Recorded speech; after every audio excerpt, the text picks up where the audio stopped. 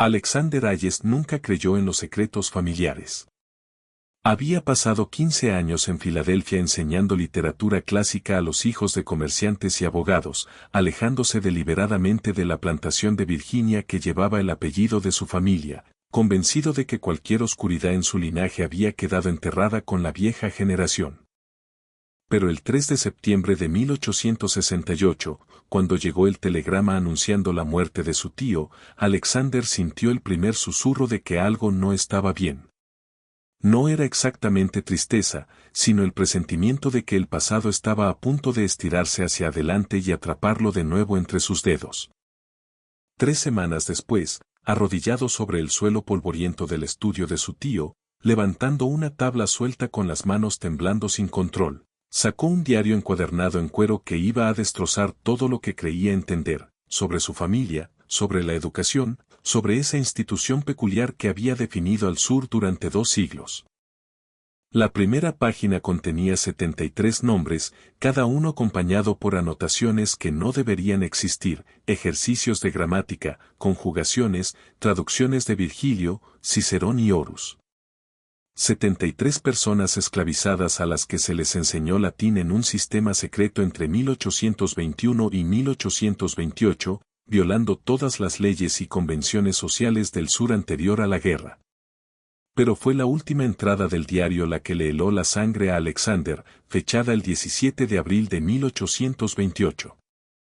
Las palabras se interrumpían a mitad de frase y desembocaban en una mancha de tinta, como si una mano se hubiera apartado bruscamente de la página, como si algo violento la hubiera obligado a detenerse. Lo que ocurrió aquella primavera debió de ser tan catastrófico que nadie volvió a hablar de ello durante 40 años, hasta ahora. Antes de descender a la verdad enterrada de lo que sucedió en la plantación Willowbrook, si te fascinan las historias ocultas que ponen en duda todo lo que creíamos saber sobre el pasado, suscríbete a este canal, activa las notificaciones y cuéntanos en los comentarios, ¿alguna vez descubriste un secreto familiar que cambió tu comprensión de tu propia historia? Descubramos este misterio juntos. El viaje de Filadelfia a Willowbrook le tomó a Alexander 3 días entre tren y carruaje, y cada milla lo llevaba más adentro de un paisaje que había pasado años intentando olvidar. Virginia, en septiembre, seguía cargada de calor veraniego, el aire era espeso y somnoliento, y los campos de tabaco se extendían de un dorado amarronado bajo un cielo interminable.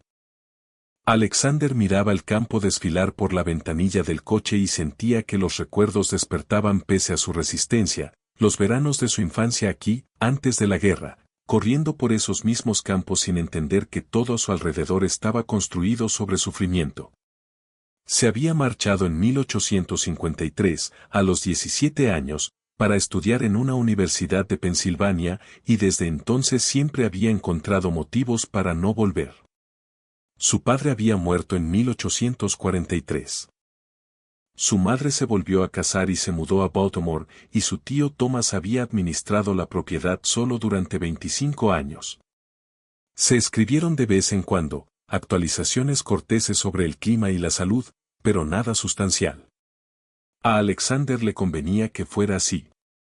El telegrama del abogado, Josiah Vance, fue breve y formal: Thomas Hayes, fallecido, 1 de septiembre. Insuficiencia cardíaca. Como único heredero, se requiere su presencia para liquidar la herencia. Vance y Asociados, Fairhaven, Virginia. Sin condolencias, sin detalles, solo la necesidad legal comprimida en 30 palabras. Alexander empacó un solo baúl, consiguió un profesor sustituto para sus clases y partió en 2 días, impulsado más por la obligación que por el duelo. Apenas recordaba a su tío, un hombre alto y delgado, de ojos tristes y dedos manchados de tinta, que parecía viejo incluso cuando Alexander era niño. Fairhaven era ese tipo de pueblito virginiano que parecía haber estado dormido desde antes de la guerra y que todavía no terminaba de despertar. La calle principal tenía una tienda general, una iglesia, un juzgado modesto y el despacho de Josiah Vance, cuya placa de latón era lo más brillante a la vista. El propio Vance era un hombre compacto y eficiente, rondando los 50, de cabello plateado y esa expresión cuidadosamente neutra de quien aprendió a guardarse sus opiniones. Señor Hayes, dijo Vance, estrechándole la mano con firmeza profesional. Gracias por venir con tanta prontitud. Confío en que el viaje no haya sido demasiado difícil. Largo, pero llevadero, respondió Alexander. Le agradezco que haya manejado todo en mi ausencia. Vance le señaló una silla y abrió una carpeta sobre el escritorio. La herencia es sencilla.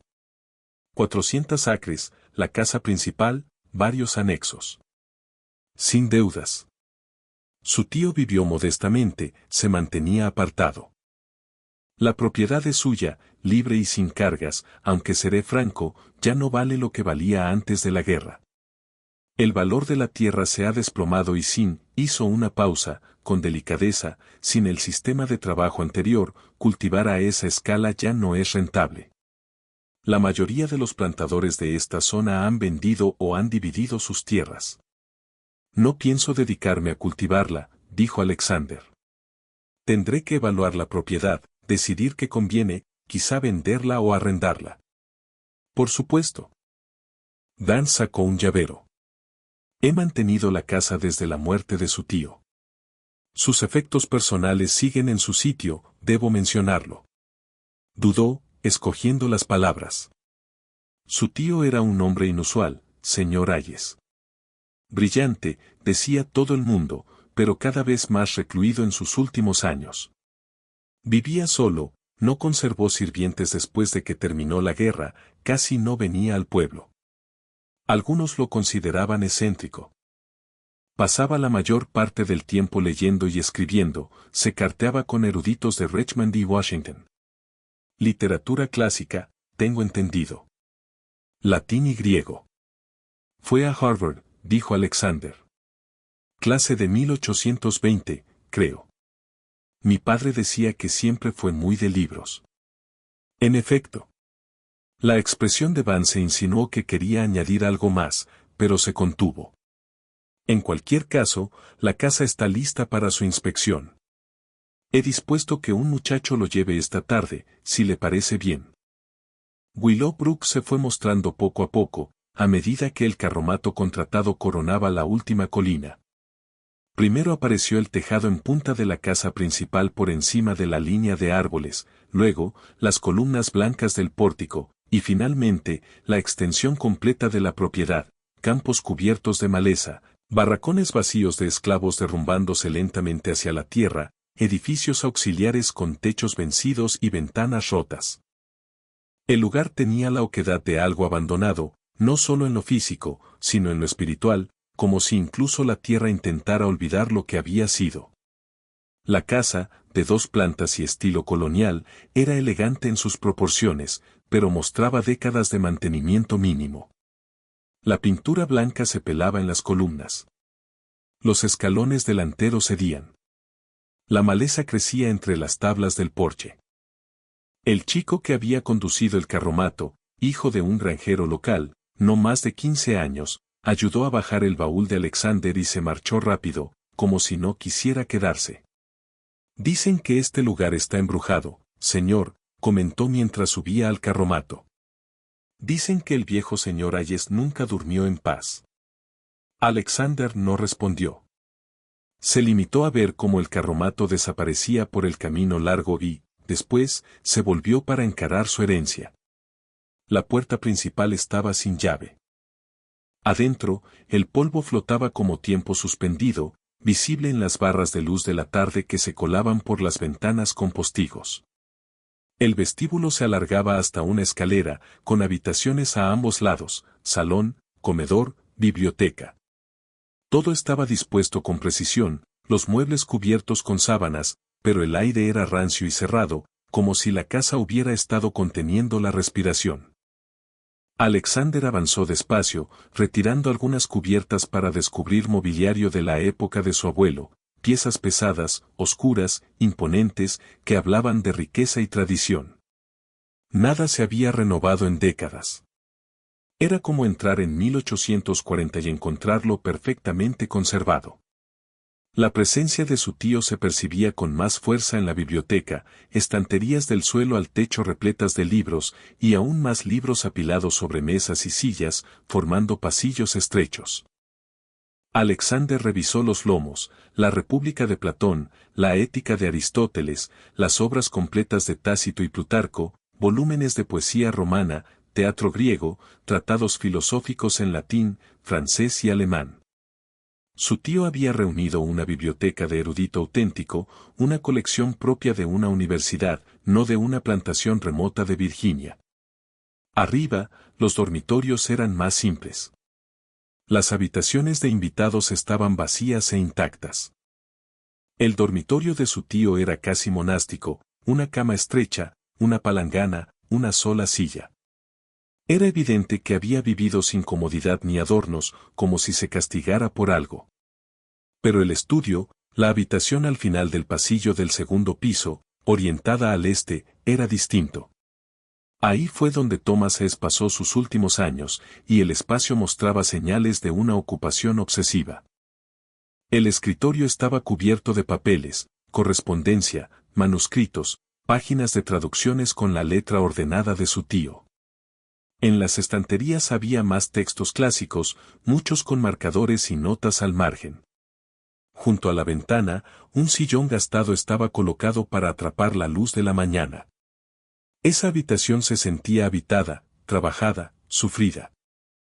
Alexander pasó su primera noche clasificando los documentos evidentes sobre el escritorio, cartas de otros estudiosos discutiendo puntos de gramática latina, debatiendo interpretaciones de Virgilio, una traducción a medio terminar de uno de los ensayos de Séneca sobre filosofía moral, notas para lo que parecía un artículo sobre la influencia del estoicismo en el pensamiento cristiano temprano. Su tío había sido un erudito clásico serio, quizá incluso brillante, trabajando en un aislamiento total. ¿Por qué? ¿Por qué retirarse del mundo académico a esta plantación remota, vivir solo y perseguir un aprendizaje que nadie vería jamás? Durmió mal aquella primera noche en una de las habitaciones de invitados, despertándose una y otra vez con los sonidos desconocidos de la casa vieja asentándose, el viento en los aleros, el llamado lejano de un búho. Cuando por fin amaneció, se levantó agotado y volvió al estudio, decidido a ordenar sistemáticamente los papeles de su tío. Fue entonces cuando empezó a examinar de verdad el propio escritorio. Era un mueble enorme, de caoba, con múltiples cajones y compartimentos. Alexander los revisó uno por uno, plumas y tinta, papel en blanco, lacre, sellos, lo habitual en el escritorio de un erudito.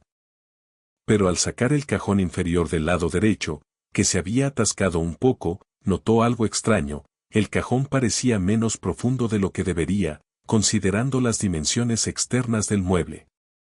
Presionó el fondo y cedió ligeramente, un doble fondo. Sacó el cajón por completo, lo apartó y metió la mano en el hueco vacío. Sus dedos tocaron el borde de una tabla cortada con precisión, pero sin clavos. La levantó con cuidado. Debajo, en el espacio oculto entre el cajón y el fondo real del escritorio, había un diario encuadernado en cuero, atado con una cinta descolorida. Alexander lo sacó con unas manos que empezaron a temblar sin que él entendiera por qué. El cuero estaba pulido por el uso, la cinta quebradiza. Lo llevó hacia la ventana, donde entraba la luz de la mañana, y desató la cinta con delicadeza. El diario se abrió y reveló la letra de su tío, más joven y firme que la que Alexander había visto en la correspondencia reciente, pero inconfundiblemente la misma. La primera página solo mostraba una fecha y una advertencia. Asterisco 15 de marzo de 1821. Asterisco registro privado, solo para mis ojos. Lo que sigue no debe descubrirse jamás. Escribo esto sabiendo que, si alguien lo encuentra, las consecuencias serán catastróficas, no solo para mí, sino para todos los involucrados. Aún así, debo dejar constancia. La historia debería saberlo, aunque la historia no pueda saberlo ahora. Tal vez algún día, cuando el mundo sea distinto, alguien lea esto y entienda lo que intentamos aquí. Asterisco. Alexander pasó la página, con el corazón golpeándole el pecho por razones que todavía no podía explicar. Lo que siguió fue una lista que al principio parecía inocua, pero se volvió cada vez más imposible a medida que leía. Marcus Johnson, 34 años, trabajador de campo, comenzó los estudios el 20 de marzo. Completó las primeras declinaciones el 10 de abril. Aptitud excepcional para la gramática. Diana, 27 años, sirvienta de la casa, comenzó los estudios el 26 de marzo. Memoriza poesía con una sola lectura. Don natural para el lenguaje. Benjamín, 19 años, aprendiz de herrero, comenzó los estudios el 23 de marzo. Le cuestan los conceptos abstractos, pero muestra una determinación extraordinaria. La lista continuaba, 73 nombres en total, a lo largo de 7 páginas. Junto a cada nombre, su tío anotaba la edad, la ocupación en la plantación, la fecha de inicio y comentarios sobre el progreso. Cada entrada mencionaba declinaciones, conjugaciones, traducciones, autores latinos, César, Virgilio, Horacio, Ovidio. Alexander se dejó caer pesadamente en la silla de su tío, con el diario abierto frente a él, tratando de asimilar lo que estaba leyendo. En 1821, en Virginia, era ilegal enseñar a las personas esclavizadas a leer o escribir. La ley era explícita, cualquiera que reuniera esclavos con el propósito de enseñarles lectura o escritura enfrentaría multas y prisión. La justificación también era explícita. La alfabetización llevaba al descontento, a ideas de libertad, a la resistencia organizada. Todo el edificio social de la esclavitud dependía de mantener a las poblaciones esclavizadas ignorantes, aisladas, incapaces de acceder a la palabra escrita que pudiera despertarlas a su propia opresión. Y, sin embargo, ahí estaba la prueba documental de que su tío Thomas, recién salido de Harvard a los 23 años, había enseñado latín clásico de forma sistemática a 73 personas esclavizadas. No solo alfabetización básica, lo bastante peligrosa por sí sola, sino una de las lenguas más complejas jamás desarrolladas, que requiere años de estudio para dominarse, la lengua de César, Cicerón y Virgilio, base de la alta cultura europea y de su tradición intelectual. ¿Por qué? ¿Por qué latín? ¿Por qué arriesgarlo todo por esta forma de educación tan específica y, en apariencia, tan poco práctica? Alexander pasó a la siguiente página, fechada el 25 de marzo de 1821, y encontró el inicio del relato de su tío. Hoy fue nuestra cuarta lección. Nos reunimos en el granero de tabaco después de la medianoche, cuando padre ya se ha retirado y los capataces han terminado sus rondas. Llevo una sola vela y mantenemos la voz baja. Ya asisten 17. He ido difundiendo la noticia con cautela a través de Marcus y Diana, quienes eligen solo a quienes confían de manera absoluta. El secreto debe guardarse a cualquier precio. Llegan exhaustos tras un día completo de trabajo, pero en cuanto empezamos, el cansancio desaparece. Nunca he visto una atención tan concentrada, un hambre de aprender tan intensa. En Harvard, la mitad de mis compañeros se dormían en las lecciones sobre Cicerón. Aquí, trabajadores de campo que llevan 12 horas cosechando tabaco se inclinan hacia adelante para no perder una sola palabra sobre las conjugaciones de los verbos latinos. Marcus me preguntó esta noche por qué elegí el latín. Es una pregunta justa, y la anticipaba. Mi respuesta fue estratégica. El latín es antiguo, muerto, asociado a lo religioso. Si alguien escucha fragmentos de nuestras lecciones, asumirá que son oraciones católicas o instrucción religiosa, lo cual, aunque extraño en Virginia, no es ilegal. El latín no representa peligro político contemporáneo. Nadie teme las églogas de Virgilio como temería periódicos abolicionistas o panfletos sobre la libertad. Pero no le dije la razón más profunda. El latín es valioso precisamente porque es difícil, porque exige pensamiento disciplinado, porque entrena la mente a analizar estructuras gramaticales complejas y relaciones abstractas. Cuando una mente aprende a pensar sistemáticamente en latín, Puede pensar sistemáticamente sobre cualquier cosa, derecho, política, filosofía, la propia naturaleza de la libertad y la servidumbre. No les estoy enseñando latín. Les estoy enseñando que sus mentes son tan poderosas como las de cualquier hombre blanco. Les estoy enseñando que todo lo que les han dicho sobre una inferioridad natural es mentira. Alexander dejó de leer y se puso de pie, caminando hacia la ventana. Afuera, el sol de la mañana iluminaba los campos abandonados de Willowbrook, luz dorada derramándose sobre una tierra que una vez trabajaron cientos de personas esclavizadas.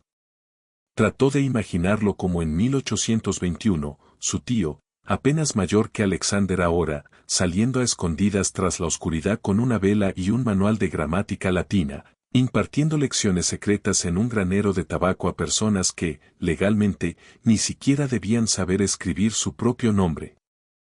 La audacia era sobrecogedora. El peligro, absoluto. Si lo descubrían, su tío se habría enfrentado a multas, tal vez prisión, y un ostracismo social seguro.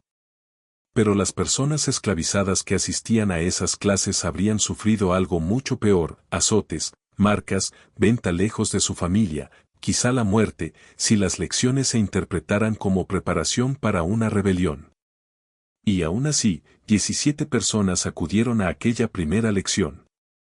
Y, según el diario, vendrían más. Alexander volvió al escritorio y siguió leyendo. Las entradas estaban fechadas de manera irregular, a veces semanales, a veces con huecos de un mes o más. Pero, juntas, construían una imagen detallada de lo que su tío llamaba el experimento, un programa sistemático y ambicioso de educación clásica, llevado a cabo por completo en secreto, en horas robadas, con personas que no tenían derecho a aprender y un maestro que no tenía derecho a enseñarles. Abril de 1821, hemos completado las declinaciones básicas y pasamos a oraciones simples. Diana tiene un don para la sintaxis que me asombra. Comprende las relaciones gramaticales de manera instintiva, conjuga verbos que solo ha escuchado una vez. Marcus avanza más lento, pero es metódico, construye cada concepto sobre el anterior como un albañil colocando piedras. Benjamin lucha con lo abstracto del latín, pero se niega a rendirse. Su determinación, por sí sola, es extraordinaria. Mayo de 1821, ahora son 32 estudiantes. Hemos tenido que dividirnos en dos grupos, reuniéndonos en noches distintas. Les estoy enseñando la Guerra de las Galias de César, que sirve tanto para instrucción lingüística como para contexto histórico. Anoche, después de leer sobre el cruce del Rubicón, Diana me preguntó qué significa cruzar un punto de no retorno. Hablamos durante una hora sobre decisiones que no se pueden deshacer, sobre comprometerse por completo a un rumbo aún sabiendo los riesgos. Mientras conversábamos, me di cuenta de que ya no estaba enseñando. Estábamos discutiendo, debatiendo, participando en un diálogo socrático genuino. Estos no son estudiantes en el sentido convencional. Son mis iguales intelectuales, atrapados en un sistema que les niega incluso la posibilidad de igualdad. Junio de 1821, mi padre está volviéndose sospechoso. Ayer comentó que los trabajadores de campo parecen distintos últimamente, que se comportan de una forma extraña. No pudo explicar qué había cambiado, pero lo siente. Debo ser más cuidadoso. Hemos trasladado nuestras lecciones a lugares distintos, a veces el bosque más allá del campo sur, a veces el sótano de esta casa cuando mis padres están de visita con parientes en Richmond. El riesgo crece con cada sesión, pero detenernos es impensable. Los estudiantes han dejado claro que quieren continuar, sin importar el peligro. Como me dijo Marcus la semana pasada, hemos vivido con peligro toda la vida. Esta es la primera vez que el peligro podría llevarnos a algo que valga la pena. Julio de 1821, 57 estudiantes ahora. Las lecciones han cobrado vida propia. Yo aporto textos y orientación, pero cada vez más se enseñan entre ellos, discuten los textos por su cuenta entre nuestras sesiones formales. Diana me contó que ella y otras 3 personas han estado reuniéndose los domingos por la tarde en el lavadero para practicar traducción. Están trabajando con las églogas de Virgilio, poesía pastoral sobre pastores y una vida simple. La ironía de que trabajadores esclavizados lean poesía pastoral no se le escapa a ninguno de nosotros. Agosto de 1821. Anoche leímos a Séneca, su ensayo sobre la ira y cómo corrompe el alma. La discusión posterior fue más sofisticada que cualquiera que viví en Harvard. Marcus señaló que el propio Séneca había sido consejero de Nerón, que participó en el poder imperial incluso mientras escribía sobre la virtud y la contención, y preguntó si la sabiduría filosófica significa algo si no se traduce en acción moral. No tuve una buena respuesta. Esa pregunta me desvela por las noches. El diario continuó a lo largo de 1821 y entró en 1822, documentando la expansión y la profundización de la educación secreta.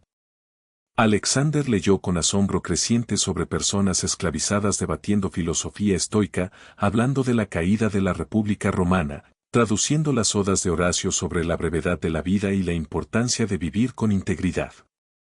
El orgullo de su tío por sus logros era evidente en cada entrada, pero también lo era su ansiedad constante ante la posibilidad de ser descubierto. Y entonces, en abril de 1823, llegó el desastre. 8 de abril de 1823. Mi mundo se derrumba. Padre sabe algo. No sé cuánto, pero lo sabe. Ayer iba camino del granero para una lección nocturna y lo vi observándome desde la ventana del estudio. No dijo nada en ese momento, pero esta mañana, durante el desayuno, me preguntó, muy deliberadamente, qué había estado haciendo en el granero tan tarde por la noche. Dije que estaba revisando a un caballo enfermo. Me miró durante un largo rato y vi duda en sus ojos, sospecha, pero también algo más, miedo. Tiene miedo de lo que yo pueda estar haciendo. Miedo de lo que podría significar para la familia, para la propiedad, para su posición en la sociedad. Esta noche le dije a los estudiantes que debemos suspender las lecciones al menos un mes, dejar que la sospecha se apague. Lo aceptaron a regañadientes, pero comprendieron la necesidad. 15 de abril de 1823. Catástrofe. Encontraron a Márquez en el establo leyendo un libro que yo le había prestado, Las Metamorfosis de Ovidio. Padre lo vio con el libro, reconoció de inmediato el texto en latín, se lo arrebató y esa misma noche me enfrentó en mi estudio. Intenté mentir. Dije que Márquez debía haberlo robado, que era imposible que pudiera leerlo. Padre no me creyó, pero quería creerme. Pude ver ese conflicto en su rostro. Necesita creer que su hijo no está traicionando todo lo que la familia representa, pero no puede ignorar lo que vio. Esta mañana, azotaron a Márquez en el patio. 20 latigazos. Me obligaron a mirar. El capataz de padre, un hombre llamado Garrett, que siempre me ha aterrorizado por su crueldad casual, aplicó el castigo metódicamente, sin ira, pero también sin misericordia. Marcus no emitió un solo sonido. Me miró una vez, y no vi reproche en sus ojos, solo una comprensión terrible. Este es el precio, decía su expresión. Los dos sabíamos que podía llegar. 22 de abril de 1823. No he dormido bien en una semana. Cada vez que cierro los ojos, veo la espalda de Márquez, la sangre, la violencia sistemática. Quiero detenerlo todo, quemar los libros, fingir que nunca ocurrió. Pero Diana vino a verme 3 días después de que azotaran a Márquez. Trajo un mensaje de él y de los demás. Quieren continuar. Entienden los riesgos mejor que yo. Han vivido con la violencia toda su vida. Dijo que los latigazos fueron terribles, pero no desconocidos. Lo que les estoy ofreciendo, lo que estamos construyendo juntos, es algo que ningún látigo puede arrebatar. El conocimiento, dijo, vive en la mente, donde nadie puede alcanzarlo. Aunque los golpeen, los vendan, los maten, el tiempo que pasaron pensando en libertad, aprendiendo, discutiendo filosofía y poesía, ese tiempo existió. Fue real. Nadie puede hacer que no haya ocurrido. Su valentía me avergüenza. No sé si soy lo bastante valiente para continuar, pero soy demasiado cobarde para decirles que no. El diario mostraba que las lecciones sí continuaron, con más cuidado que antes. Mi tío las trasladó por completo a sesiones nocturnas en el bosque, mantuvo los grupos más pequeños y espació más los encuentros. La sospecha de mi padre nunca desapareció del todo, pero sin pruebas concretas no tomó nuevas medidas. Márquez se recuperó de los latigazos y regresó a las lecciones. El grupo, que se había dispersado brevemente por miedo, fue reuniéndose de nuevo poco a poco, pero algo había cambiado. Ahora todos entendían que esto no era un juego intelectual, que las apuestas eran reales, que el conocimiento que perseguían podía costarles todo. Y aún así, persistieron a lo largo de 1823 y 1824 y entraron en 1825. Las lecciones continuaron. Alexander leyó una entrada tras otra que documentaba su progreso, sus discusiones cada vez más sofisticadas, su hambre de más textos, más conocimiento, más acceso a ese vasto mundo de ideas que se les había negado deliberadamente. Noviembre de 1824. Esta noche leímos a Tácito, su historia de la Roma imperial y la corrupción del poder absoluto. Los paralelos con nuestra propia sociedad eran tan evidentes que nadie necesitó expresarlos de forma explícita. Hablamos de cómo la tiranía corrompe tanto al tirano como al sometido, de cómo los sistemas de opresión dañan a todos los que tocan, de cómo la complicidad con el mal se normaliza a lo largo de generaciones. Benjamin me preguntó si creía que los historiadores del futuro escribirían sobre la esclavitud como Tácito escribió sobre la tiranía romana, algo monstruoso, pero también extrañamente banal, tejido en la trama de la vida cotidiana hasta que la gente no podía imaginar otra forma de existir. Dije que eso esperaba, que creía que algún día la esclavitud terminaría y sería vista con el mismo horror con el que hoy vemos los juegos de gladiadores romanos. Márquez dijo en voz baja que él no viviría para ver ese día, pero que quizá los hijos de sus hijos sí. La tristeza en su voz aún me persigue. Marzo de 1825. 73 estudiantes ahora. Es lo máximo que el grupo puede crecer con seguridad. Algunos llevan estudiando conmigo 4 años y ya leen latín con la misma fluidez que cualquier graduado de Harvard. Están trabajando con las vidas de Plutarco, estudios biográficos de grandes figuras griegas y romanas. Las conversaciones que estos textos provocan son extraordinarias. Debatimos la naturaleza del liderazgo, la relación entre la virtud individual y el poder político, y si la historia la moldean más los grandes individuos o las fuerzas sociales más amplias. Son conversaciones que podría tener con profesores en cualquier universidad. Y, sin embargo, están ocurriendo en secreto, en los bosques de Virginia, con personas que legalmente ni siquiera pueden ser dueñas de la ropa que llevan puesta. Julio de 1825. Ayer Diana me preguntó por qué nunca hablamos de escapar. Es cierto, en 4 años de lecciones, no hemos hablado ni una sola vez de huir, del ferrocarril subterráneo, de estrategias prácticas para alcanzar la libertad. Me di cuenta de que he estado evitando el tema a propósito, temiendo hacia dónde podría llevarnos, temiendo que me acusen de incitar a la rebelión. Pero ella dijo que eso no es lo que quieren de mí. Tienen sus propias redes, sus propias fuentes de información sobre rutas de escape y casas seguras. Lo que quieren de estas lecciones es algo distinto, la prueba de que sus mentes les pertenecen, de que pueden pensar, razonar y debatir con la misma sofisticación que cualquier erudito blanco, de que toda la base intelectual de la esclavitud está construida sobre mentiras. Si huyen y los atrapan, los golpearán o los matarán. Pero lo que estamos haciendo aquí, dijo ella, nadie puede atraparlo. Existe en sus mentes para siempre. Alexander tuvo que dejar de leer otra vez. Le temblaban las manos y se dio cuenta de que había estado conteniendo la respiración. El retrato que su tío había pintado estaba tan lejos de todo lo que le habían enseñado sobre la esclavitud, sobre las personas esclavizadas, sobre la estructura entera de la sociedad sureña.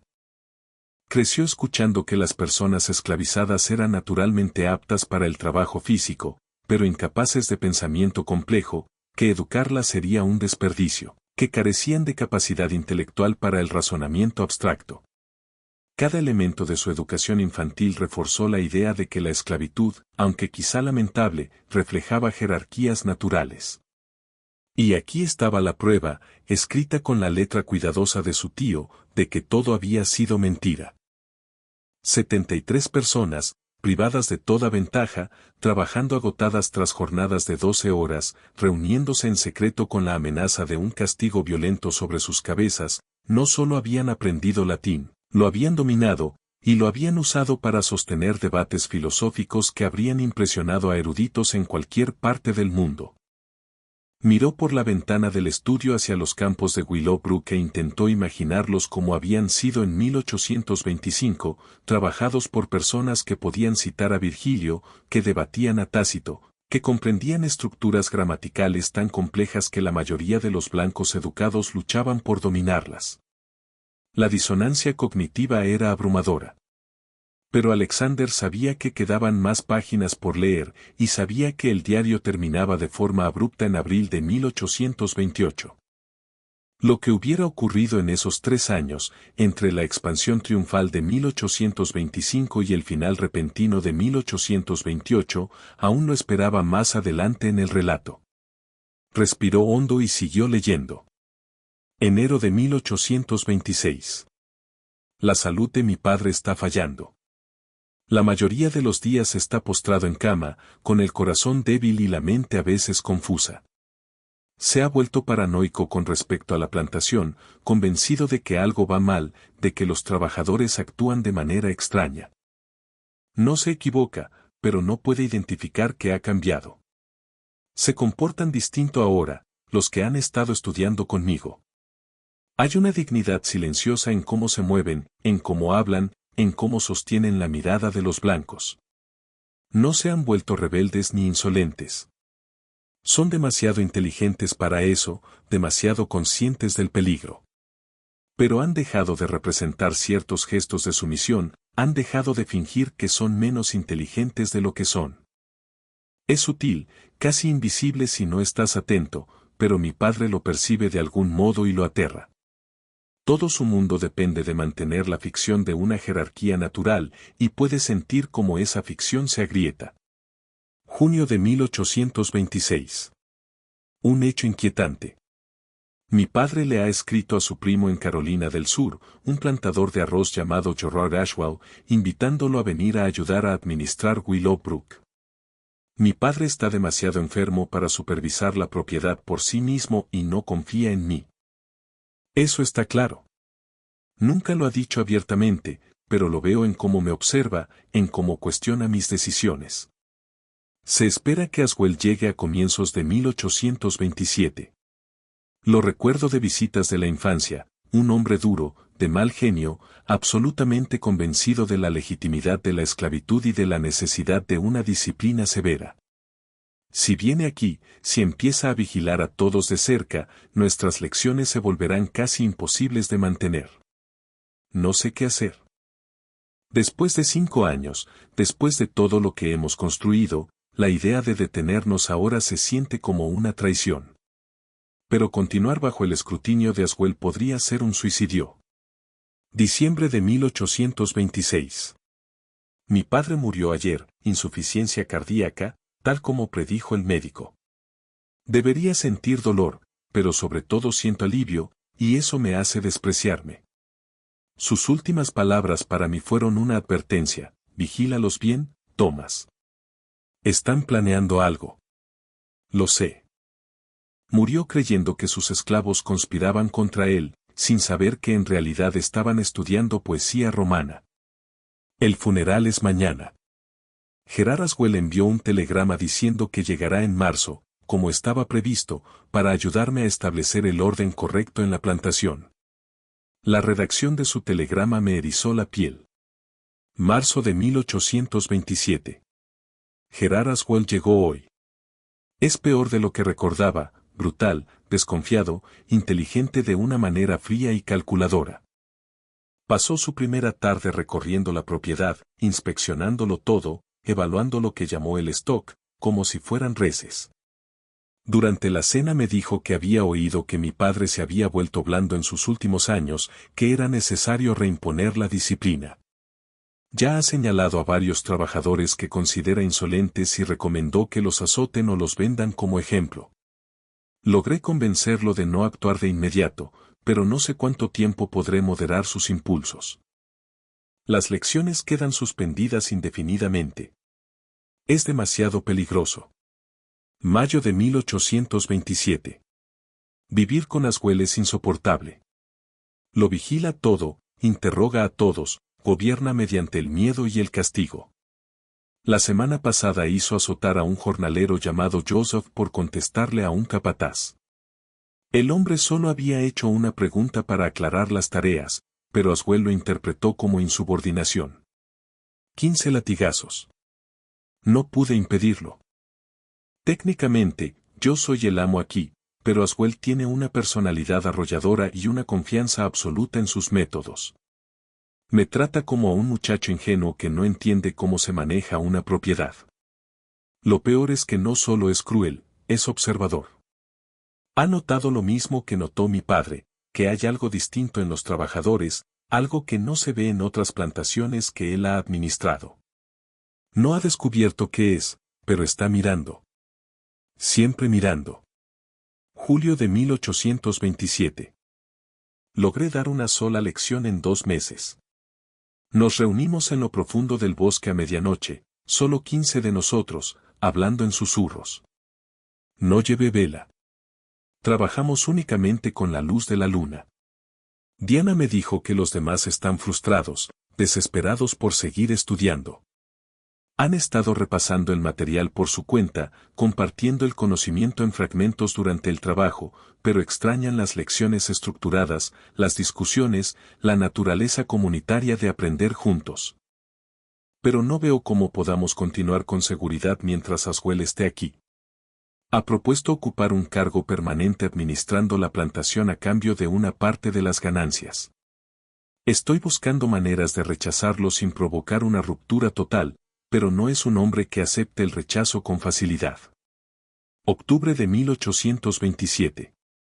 Ocurrió algo extraordinario. Márquez se me acercó ayer, la primera comunicación directa que hemos tenido en meses, con una propuesta. El grupo lo ha estado discutiendo entre ellos y han llegado a un consenso. Quieren crear algo permanente, un registro de lo que han aprendido. No para ellos mismos, entienden que sería demasiado peligroso, sino para el futuro. Quieren traducir algo significativo del latín al inglés, algo que capture lo que estos años han significado para ellos. Quieren una prueba física de que existieron como personas educadas y pensantes. Aunque esa prueba no pueda revelarse durante décadas o generaciones, están dispuestos a asumir el riesgo. Esta entrada hizo que Alexander se inclinara hacia adelante, con la atención de pronto afilada. Una traducción. Su tío había mencionado algo sobre un manuscrito en su última entrada. Esto debía ser a lo que se refería. El diario continuaba con la agonía de su tío ante aquella petición. Crear un documento escrito era evidencia física, prueba de la educación ilegal, y podía destruirlos a todos.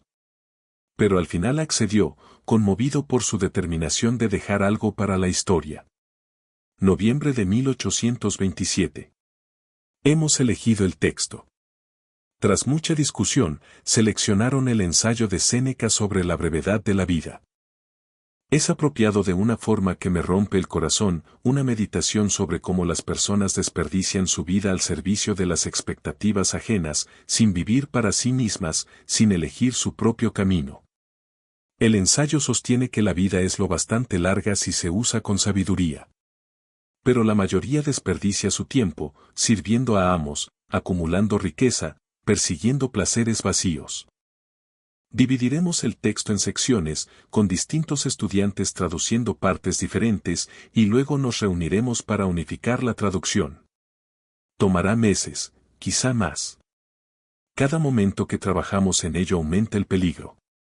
Enero de 1828. La traducción avanza. Trabajan en pequeños grupos de 2 o 3, reuniéndose brevemente en cualquier momento robado, domingos, madrugadas, noches tardías. Cada grupo toma una sección del ensayo, la traduce de memoria con acceso mínimo al texto latino original. Luego pasan sus secciones a Diana, que actúa como editora principal, estandarizando el lenguaje y comprobando la precisión. Mi papel es mínimo, en ocasiones consulto construcciones gramaticales difíciles o vocabulario oscuro. Pero el trabajo es, fundamentalmente, suyo. Cuando esto termine, representará el logro intelectual colectivo de 23 personas. No los 73 participan. Algunos están demasiado asustados o no quieren correr el riesgo de dejar evidencia escrita, pero 23 se han comprometido por completo con el proyecto. Marzo de 1828. La traducción está casi completa. Diana ha reunido todas las secciones en un conjunto unificado, 30 páginas escritas con su letra cuidadosa, con el texto en latín en una cara de cada página y la traducción al inglés enfrente. La he revisado para verificar su exactitud y es extraordinaria, no solo técnicamente competente, sino realmente perspicaz. Su traducción captura matices del pensamiento de Séneca que muchos eruditos profesionales pasan por alto. Cuando esto esté listo, lo esconderé junto con este diario. Tal vez algún día, cuando la esclavitud por fin haya terminado y la gente pueda reconocer esta historia sin destruir vidas, alguien lo encuentre y entienda lo que estas personas lograron contra probabilidades imposibles. 2 de abril de 1828. Aswell está haciendo preguntas. Ayer me detuvo y me preguntó, muy deliberadamente, si había notado a alguien actuando de forma extraña, si había visto trabajadores reuniéndose en lugares inusuales, si alguien tenía acceso a libros o papeles. Me hice el ignorante, pero me temblaban las manos. ¿Sabe algo? No sé qué, ni cuánto, pero sospecha. Marcus me advirtió hace 3 días que Aswell ha estado interrogando a la gente, preguntando por mis hábitos, por dónde voy, qué hago. Alguien debió ver algo, decir algo, aunque fuera de manera inocente. La traducción está terminada. Debo esconderla de inmediato y decirle a todos que detengan cualquier actividad, cualquier indicio de educación o lectura. El peligro se ha vuelto agudo. 10 de abril de 1828. Vivo con miedo a diario. Aswell me vigila constantemente. He escondido el manuscrito de la traducción junto con este diario, bajo la tabla del suelo, pero tener evidencia física vuelve aterrador cada instante. Debería destruirlo, pero no puedo. Representa demasiado, significa demasiado. 23 personas volcaron su mente y su corazón en esa traducción, durante meses, asumiendo riesgos enormes, porque querían demostrarle a la historia que existieron como seres humanos pensantes y educados. Destruirlos sería borrarlos, fingir que nunca ocurrió, permitir que la esclavitud ganara incluso en la memoria. No lo haré. Lo mantendré oculto, lo mantendré a salvo hasta un futuro lejano en el que la verdad pueda ser reconocida. 17 de abril de 1828. Se acabó. Aswell lo sabe todo. No sé cómo, pero lo sabe. Esta tarde lo vi hablando con el viejo ayuda de cámara de mi padre, haciendo preguntas, y el ayuda de cámara señalaba hacia el bosque donde solíamos dar las lecciones.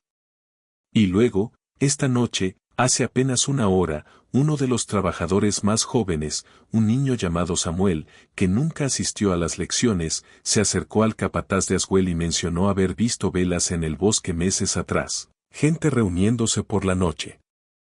El niño no lo dijo con mala intención, solo conversaba, pero Aswell escuchó y entendió. Escribo esto ahora, deprisa, porque oigo pasos en la escalera y creo que Aswell viene. Pase lo que pase después, Este diario debe sobrevivir como testimonio. 73 personas esclavizadas aprendieron latín en esta plantación entre 1821 y 1828. Estudiaron a Virgilio, a Cicerón, a Séneca y a Tácito. Debatieron filosofía, política e historia con una sofisticación que habría impresionado a eruditos en cualquier universidad. Tradujeron un texto clásico sobre la libertad mientras ellos mismos estaban esclavizados.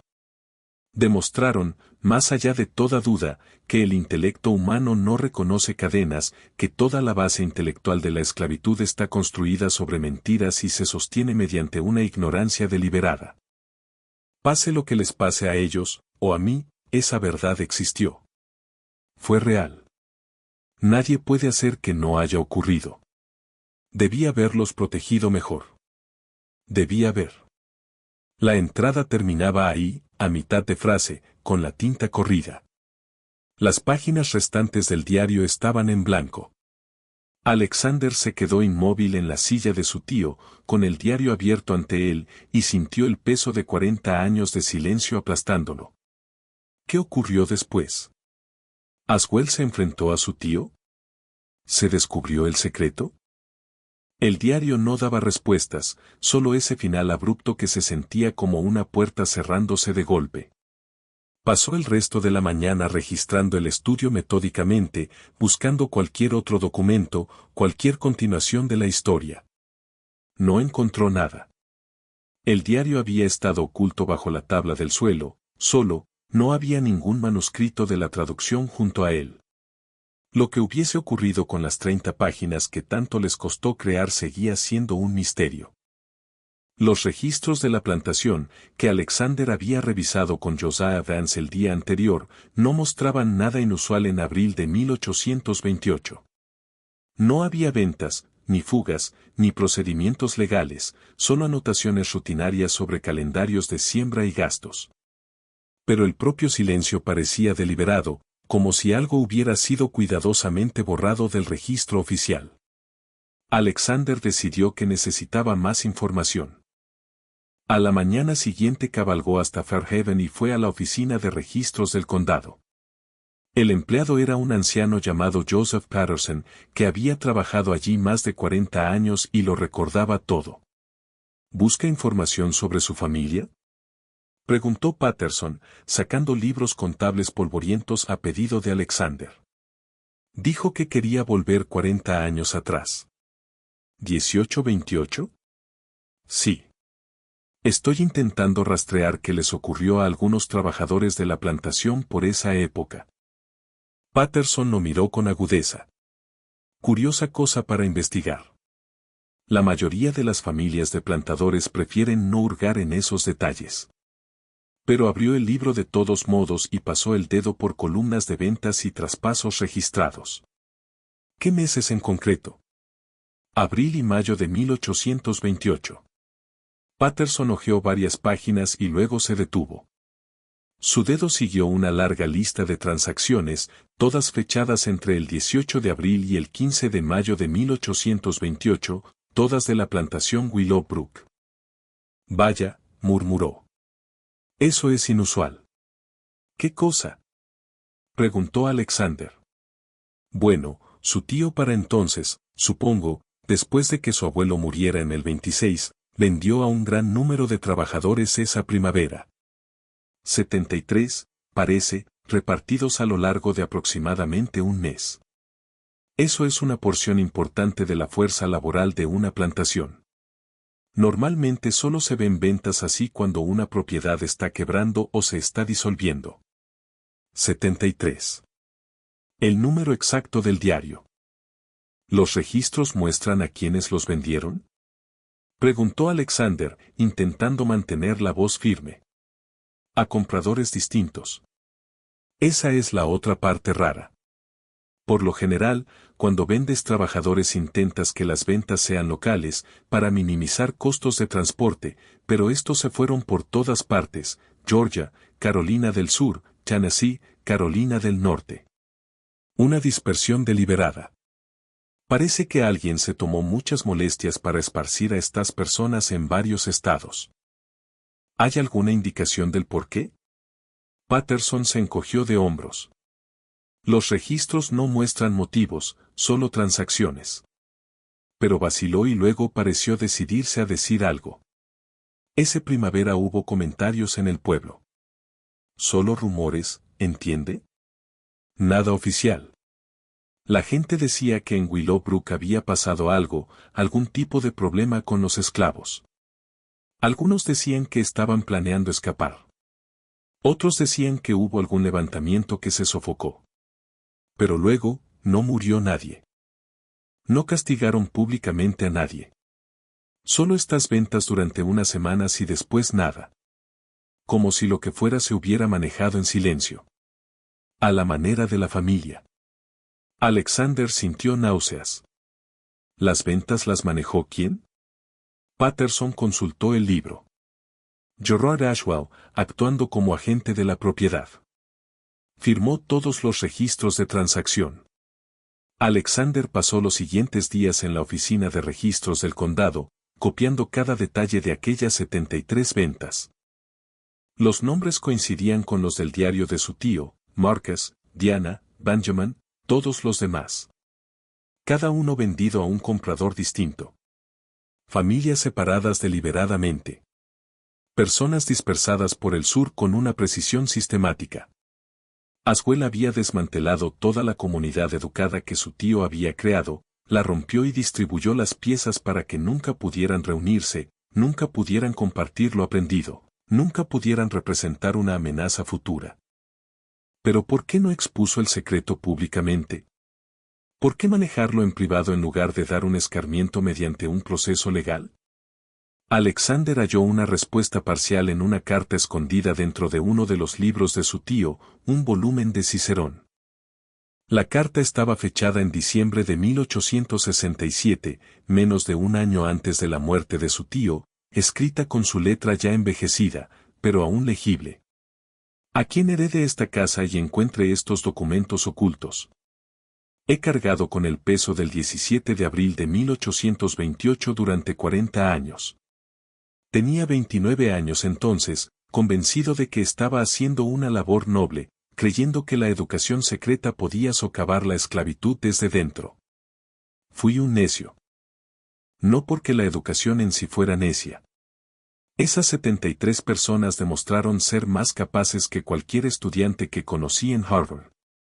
Sino porque subestimé cuán violentamente se protegería el sistema cuando se sintiera amenazado. Gerard Ashwell lo descubrió todo aquella noche. Entró en mi estudio con 2 capataces y sostenía el manuscrito de la traducción en sus manos. Lo había encontrado esa tarde, oculto bajo la tabla del suelo. Al parecer, uno de los sirvientes de la casa notó una tabla floja, lo mencionó inocentemente y Ashwell investigó. Leyó lo suficiente para entender qué era. Me dio una opción. Un pacto con el diablo, como él lo llamó. Podía exponerlo todo públicamente, procesarme bajo la ley de Virginia, presentar cargos que destruirían el nombre de mi familia y provocarían un castigo público severo para todos los involucrados. Bajo los códigos esclavistas, enseñar a leer a los esclavos podía resultar en azotes, marcación con hierro e incluso ejecución si las autoridades decidían que era preparación para la rebelión. 73 personas sufrirían de manera espectacular, en público, como ejemplo para cualquiera que considerara actos similares. O bien, dijo Ashwell, yo podía guardar silencio mientras él manejaba la situación en privado. Vendería a todos los que participaron en las lecciones, los dispersaría en varios estados para asegurar que no pudieran reunirse ni difundir su conocimiento. Destruiría toda evidencia física. Y les diría a los trabajadores que quedaran en Willowbrook que había existido una conspiración, que los vendidos planeaban violencia, y que solo la misericordia del amo los había librado de un castigo peor. Eso serviría como amenaza y advertencia, salte de tu lugar y te arrancarán de todo lo que conoces. A cambio, yo le cedería el 40% de Willowbrook, le otorgaría plena autoridad de administración y nunca hablaría de lo ocurrido. Mi silencio compraría su supervivencia, aunque esa supervivencia significara separación y pérdida. Elegí el silencio. Que Dios me perdone, elegí el silencio. Me dije que los estaba protegiendo, que una venta privada era mejor que una ejecución pública, que la separación era preferible a la muerte. Pero la verdad es que me protegía a mí mismo tanto como a ellos. No podía soportar la idea de un juicio público, de enfrentar a mis colegas de Harvard y a la sociedad de Richmond sabiendo lo que había hecho, de cubrir de vergüenza el nombre de mi familia. Mi cobardía se disfrazó de misericordia. Durante el mes siguiente, Aswell vendió metódicamente a cada persona que había asistido a las lecciones. Consultó mi diario para identificarlos, usó mi propia documentación para destruir lo que yo había construido. Me obligó a estar presente en cada venta, a mirar cómo partía cada carreta, llevándose a personas a las que yo había enseñado, a personas a las que había prometido dignidad y conocimiento. Diana fue vendida a un plantador de arroz en Carolina del Sur. Marcus fue a una plantación de algodón en Georgia. Benjamin fue enviado a Tennessee. Los 73 desaparecieron, familias separadas, años de aprendizaje dispersos como hojas. Los trabajadores que quedaron, los que nunca participaron en las lecciones, fueron reunidos y se les contó una mentira. Había un complot, dijo Aswell. Una conspiración para asesinar a los amos y quemar la casa. Los cabecillas habían sido identificados y retirados. Esa era la consecuencia de intentar elevarse por encima de su condición, de olvidar su lugar. Que sirva de lección. El manuscrito de la traducción fue quemado. Vi a Aswell alimentarlo al fuego página por página, 30 páginas de traducción cuidadosa, meses de trabajo colectivo, el fruto de 23 mentes brillantes reducido a ceniza en 15 minutos. Conservó solo mi diario, dijo, como garantía de que yo jamás hablaría de esto. Si alguna vez intentaba decir la verdad, presentaría el diario como evidencia y él mismo impulsaría los cargos. Viví bajo esa amenaza 13 años, hasta 1840, cuando por fin tuve dinero suficiente para comprar su parte.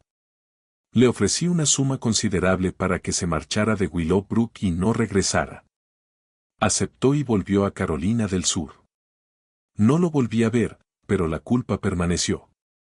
Intenté rastrear a algunos de los 73 en los años posteriores, pero fue imposible. Para cuando la esclavitud terminó en 1865, serían ancianos o estarían muertos, dispersos por estados, probablemente con nombres distintos y sin documentación. Les fallé por completo.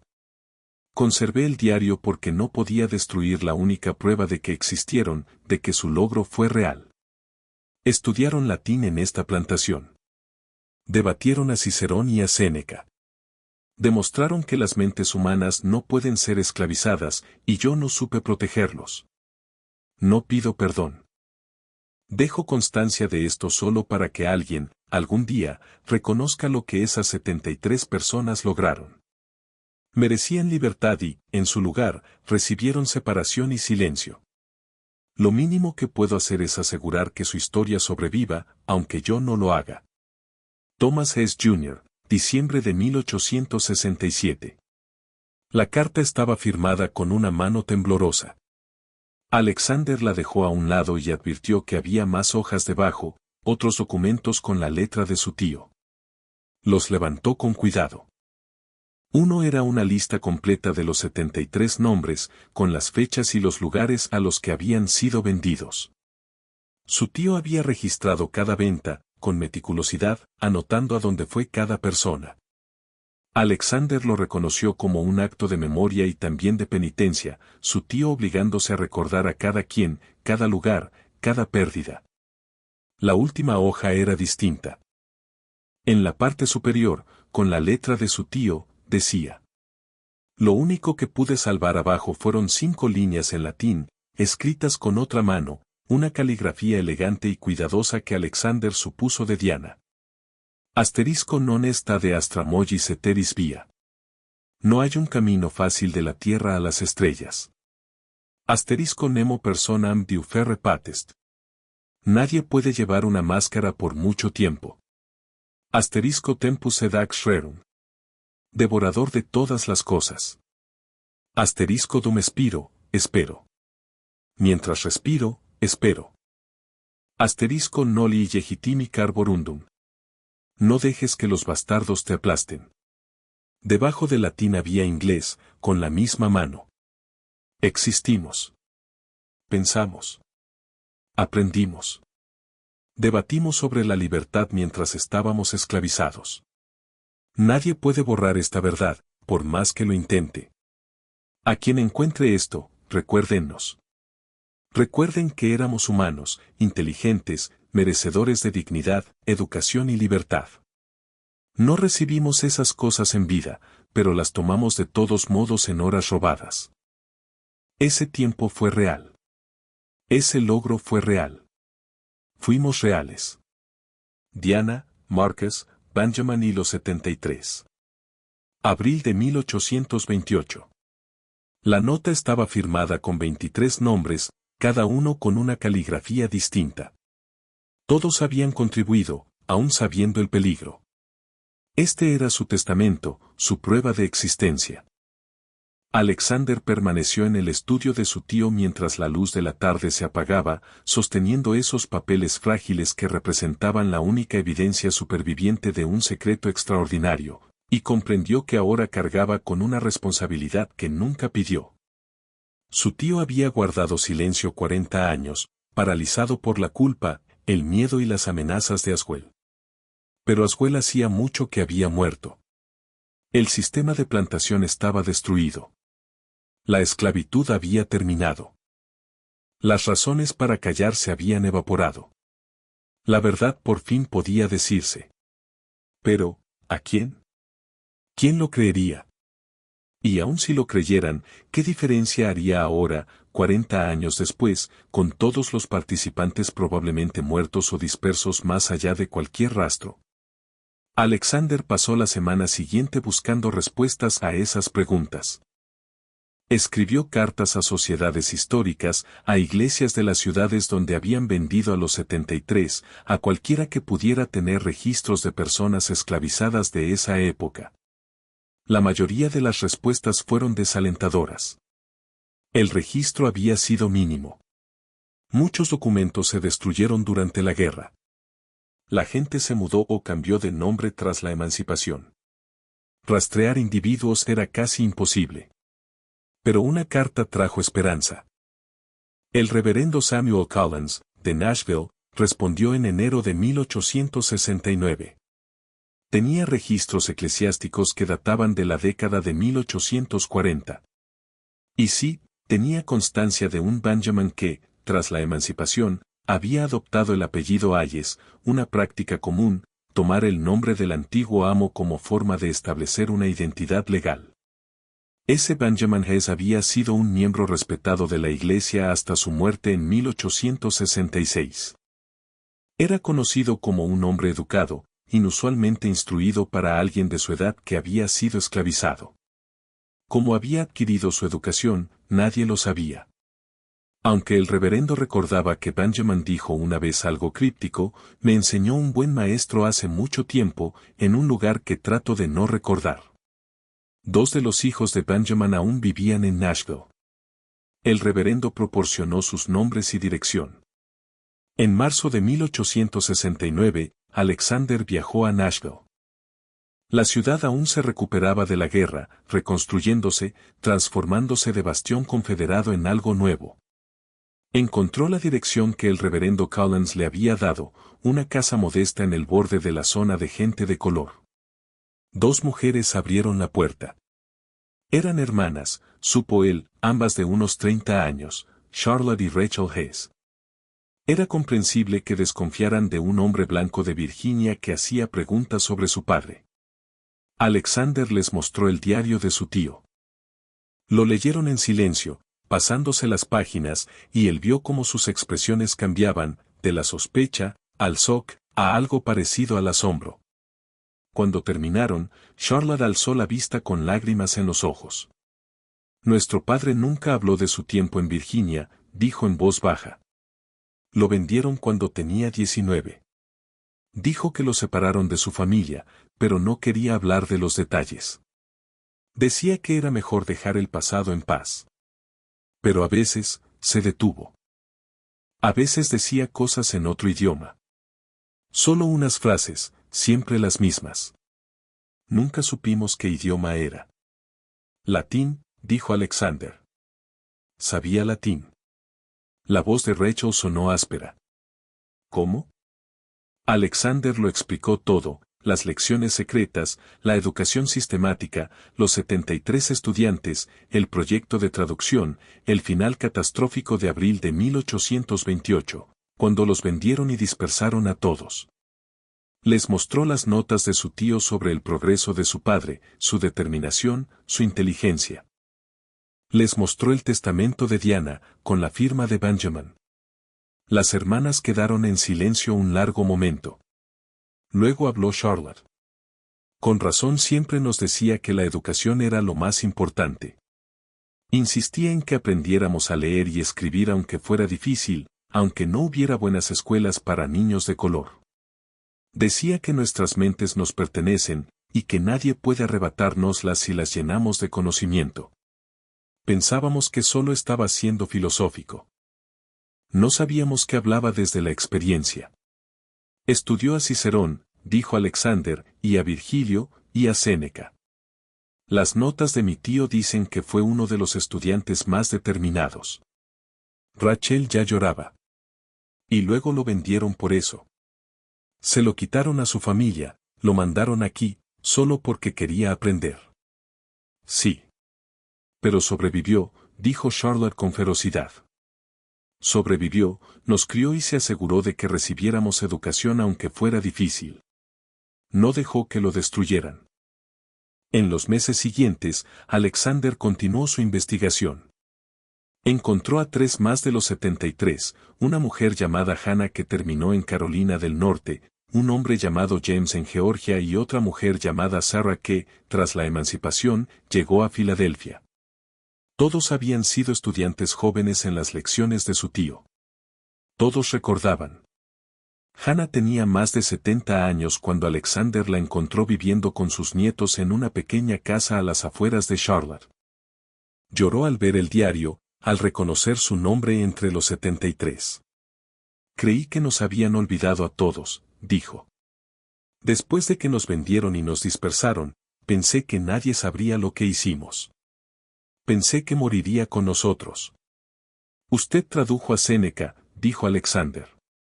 Mi tío escribió que era brillante. Diana era la brillante, dijo Hannah. Podía memorizar pasajes enteros con oírlos una vez.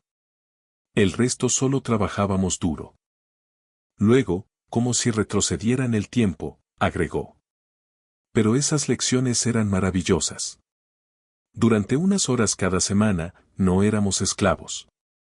Éramos estudiantes, eruditos, personas cuyos pensamientos importaban. Fue la única vez en mi vida que me sentí verdaderamente humana. ¿Qué pasó después de que la vendieron?, preguntó Alexander. La expresión de Hannah se ensombreció. Me enviaron a una plantación de arroz en Carolina del Sur. Un lugar terrible. Nos hacían trabajar con el agua hasta las rodillas y el calor era insoportable. Intenté olvidar todo lo que había aprendido. Era demasiado doloroso recordarlo. Pero no pude olvidar. No del todo. A veces, por la noche, recitaba en mi cabeza las declinaciones latinas solo para probarme que de verdad las había aprendido, que no había sido un sueño. Suspiró. Después de la emancipación vine aquí, empecé de nuevo, construí una vida. Pero nunca le conté a nadie lo de las lecciones. ¿Quién lo creería? Alexander pasó meses documentando esas historias, entrevistando a los pocos sobrevivientes y descendientes que pudo hallar, construyendo lentamente una imagen de lo que les ocurrió a los 73 tras ser dispersados. La mayoría desapareció en el anonimato de la esclavitud y sus historias se perdieron. Pero algunos sobrevivieron, formaron familias y transmitieron su amor por el aprendizaje, aunque no pudieran explicar de dónde venía. En diciembre de 1869, Alexander publicó un libro. Lo tituló The Hidden Scholars, A Secret History of Education and Resistance in Antebellum Virginia. Incluía el diario de su tío, los testimonios de sobrevivientes y descendientes, y su propio análisis de lo que esa historia significaba para comprender tanto la esclavitud como la resiliencia humana. El libro fue, en gran medida, ignorado. Algunas revistas académicas lo reseñaron, pero sobre todo con escepticismo. La idea de que personas esclavizadas hubieran estudiado latín parecía inverosímil para muchos eruditos, demasiado extraordinaria para creerse. Algunos críticos acusaron a Alexander de fabricar el diario para defender un punto político. Otros sugirieron que su tío había estado mentalmente enfermo, que el diario era una fantasía. Pero algunas personas sí lo entendieron. Frederick Douglass, el gran abolicionista y antiguo esclavo que se había enseñado a leer contra probabilidades enormes, le escribió a Alexander. Los estudiantes de su tío lograron lo que yo siempre supe que era posible. Demostraron que ninguna cadena puede atar la mente humana.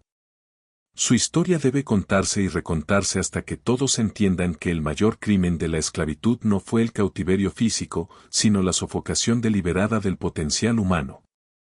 Alexander continuó investigando el resto de su vida. Nunca volvió a enseñar en Filadelfia. En su lugar, se dedicó a descubrir y documentar las historias de los 73 y de otros como ellos, personas esclavizadas que aprendieron a leer pese a la ley, que se educaron a sí mismas y entre sí en secreto, que demostraron con su propia existencia que toda la justificación intelectual de la esclavitud estaba construida sobre mentiras. Murió en 1892, a los 66 años, después de haber pasado 23 años documentando educación secreta en el sur anterior a la guerra. Su trabajo fue olvidado durante décadas tras su muerte, descartado como una historia marginal, demasiado centrada en excepciones y no en experiencias típicas.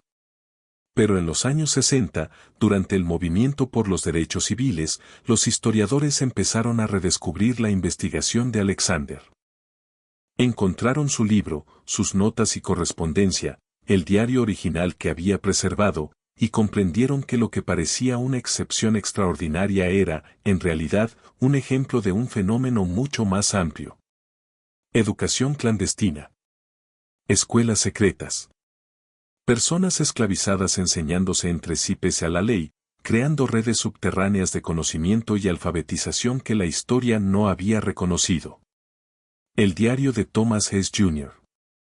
está hoy preservado en los archivos de la Universidad Howard. El testamento de Diana, con sus 23 firmas, cuelga en el Museo Nacional Smithsonian de Historia y Cultura Afroamericana. La historia de los 73 que estudiaron latín en la plantación Willowbrook se enseña en universidades como ejemplo de resistencia a través de la educación, de dignidad humana afirmándose frente a la opresión sistemática. Pero durante 40 años, esa historia fue silencio. Durante 40 años, la única evidencia existió en un diario de cuero oculto bajo una tabla del suelo, un testamento escrito por personas que sabían que quizá nunca serían recordadas, pero que se negaron a permitir que su logro desapareciera por completo. Tenían razón al insistir en ese testamento. Existieron. Aprendieron. Pensaron con libertad, aún con el cuerpo atado, y nadie pudo arrebatárselo. Ni siquiera quitándoles todo. Gracias por mirar.